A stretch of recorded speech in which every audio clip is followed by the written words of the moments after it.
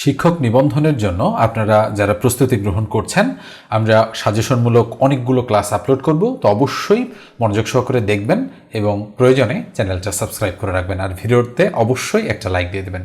তো এই যে দেখেন 13 নম্বর যে অঙ্কটা রয়েছে, এগুলো কিন্তু শিক্ষক নিবন্ধন পরীক্ষায় খুব বেশি পরিমাণে আসে। এটা যেমন 16তম প্রভাষক নিবন্ধন পরীক্ষায় এসেছিল।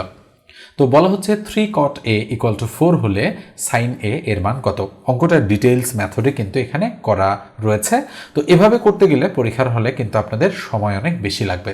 তো কিভাবে করলে এরকম অঙ্ক আপনারা খুব সহজেই করতে পারবেন আমি একটু শেখাচ্ছি। দেখেন, তো আপনারা নিশ্চয়ই জানেন যে sin cos tan cot sec cosec এগুলো সমকোণী ত্রিভুজের ক্ষেত্রে প্রযোজ্য। তো সমকোণী ত্রিভুজ কি আপনারা নিশ্চয়ই জানেন, পিথাগোরাসের উপপাদ্যটা যে ত্রিভুজের ক্ষেত্রে প্রযোজ্য সেটাই হচ্ছে আমাদের সমকোণী ত্রিভুজ, তাই না?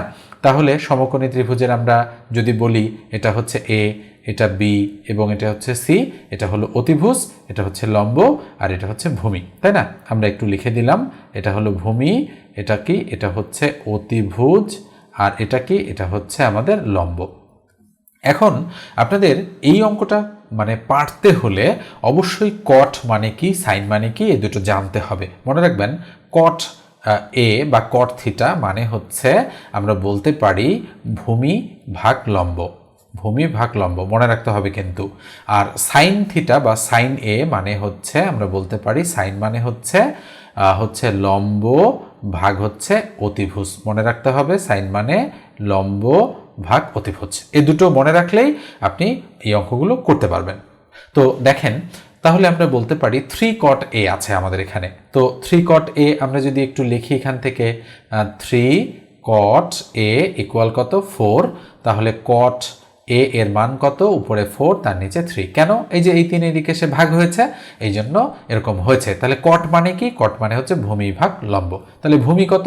ভূমি হচ্ছে 4, অর্থাৎ এটা হলো 4, আর নিচেরটা লম্ব, লম্ব হচ্ছে 3।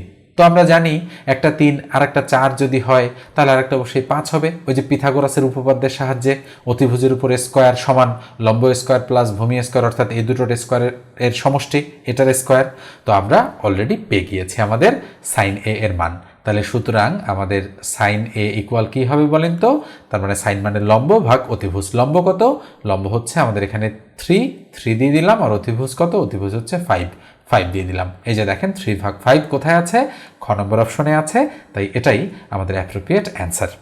তো অবশ্যই চ্যানেলটা সাবস্ক্রাইব করে রাখবেন আর কমেন্ট করে জানাবেন যে ভিডিওটা আপনাদের কেমন লেগেছে।